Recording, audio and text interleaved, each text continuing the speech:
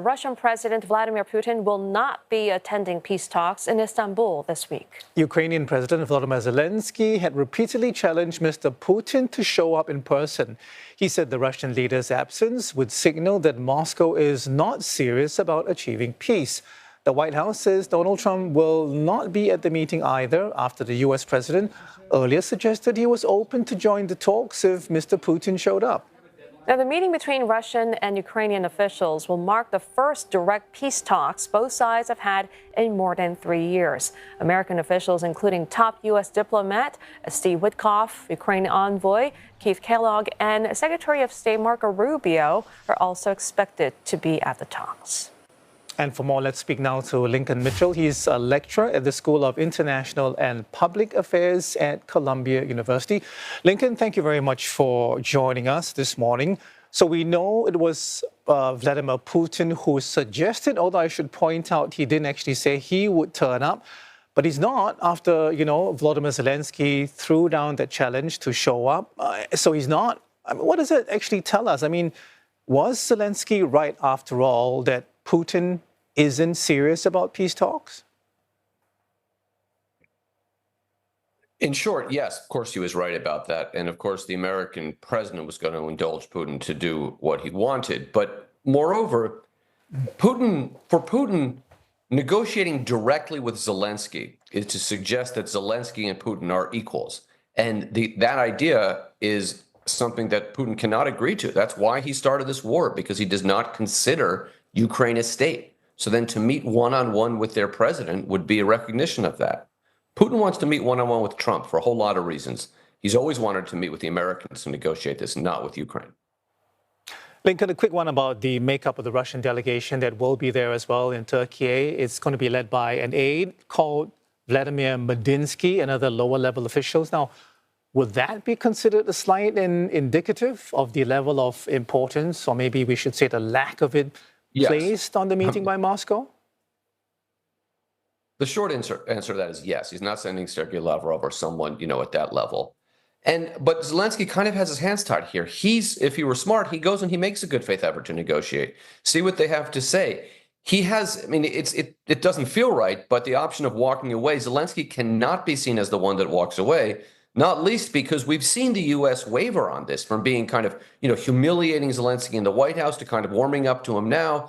They want things from him. He wants things from the U.S. He has to signal that he's serious about negotiating, even though Putin is signaling that he's not serious about negotiating. So Mr. Putin or Mr. Zelensky, maybe he will attend, maybe he will not. We won't know. But this meeting still marks the first direct peace dialogue both sides have been having in more than 3 years. Can we expect anything from this dialogue? Well, it's always good to have dialogue, right? It's always better to have dialogue than to have bombs falling. I think we would all agree on that in most conflicts. So that's good. I don't expect this to lead immediately to some kind of resolution of this conflict. Now, Europe is I think stood up a little bit here and taken a role in pushing for a negotiation. But also, the two sides are pretty far apart. Zelensky's in a tough situation here. It's been true from the very beginning of this war that if he goes back to the Ukrainian people and says, we fought this hard for what's coming on to 3 years now, more than 3 years, and we're going to have to give up a third of our territory. Like, he can't do that.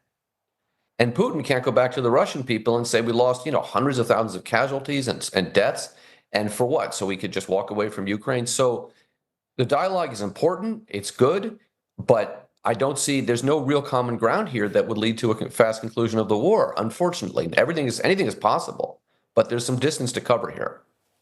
Lincoln, is it not advantage Ukraine right now? Zelensky can now say it's Putin who's not serious about peace, and the U.S., we know Trump has basically said that, called either side not serious.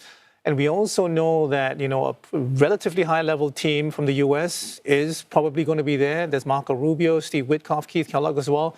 So, it sounds as though, the Trump administration might get a bit annoyed. It's certainly possible. The Trump administration has gone back and forth. They might get a bit annoyed, or there might be another call between Putin and Trump, or Putin and Trump might have a summit, and he might switch his views again. In general, since this war started, Trump, he wasn't president the whole time, but he's vacillated as to where he stands, but he's hewed more towards Russia and its president than Ukraine and its president. So I would not be so confident that it's advantaged Ukraine right now. Ukraine's certainly in a better position than it was a month or two ago, but it's still in a very tough position, and it still can't count on this Trump administration. It can hope, right? It can hope that the ball continues to go their way, but they can't count on that the way that Zelensky could and did count on the Biden administration. We know that Mr. Trump has hinted at a secondary sanctions against Moscow if it obstructs the process. I mean, at what point do you think Mr. Trump would conclude that, okay, diplomacy has failed and impose new sanctions on Putin? And I mean, does he still have that leverage on Kremlin to change its stance? He's the president of the United States, so we have some leverage. I don't think he's inclined to do that. And remember, the sanctions, we've been sanctioning, we, the United States, have had pretty strong sanctions on Russia for some time now. There's not all that much left to sanction, right? Russia and the United States were not huge trading partners. I mean, the United States is obviously creating problems with global trade all over the world, but Russia and the United States aren't huge trading partners. There's not that much left to sanction. So, and I also don't believe that Trump will necessarily follow through on that threat. He could change his mind tomorrow. We've seen that from Trump, and we've seen that on this conflict from Trump. And the lack of predictability and stability from the U.S. Now, some might say this is Trump's genius, but I really don't think that's true. I think this is just Trump trying to kind of navigate his way through something that's a little confusing for him. All right, Lincoln. And what sort of role does Turkey play as host in this process, not just logistically, but in terms of regional influence or the credibility from both sides? Well, Turkey is an important player in the region, particularly in points east of Turkey in the Caucasus and in Central Asia, but would like to be a rising regional player. Much of that region, China and Russia and Turkey compete for influence and for power. Turkey has had a rocky relationship with the U.S. in recent years, but you could see Turkey under Erdogan and the United States under Trump having a bit of common ground. So this is certainly a way to send a signal to the U.S. that they're open to more dialogue. But they're in a tough place here, and they're in the middle of a lot of competitions for power between a lot of states. So they have to play this very carefully. All right, Lincoln, we'll leave it there. We'll have to see who shows up and what happens at the meeting later today. Lincoln Mitchell is lecturer at the School of International and Public Affairs at Columbia University.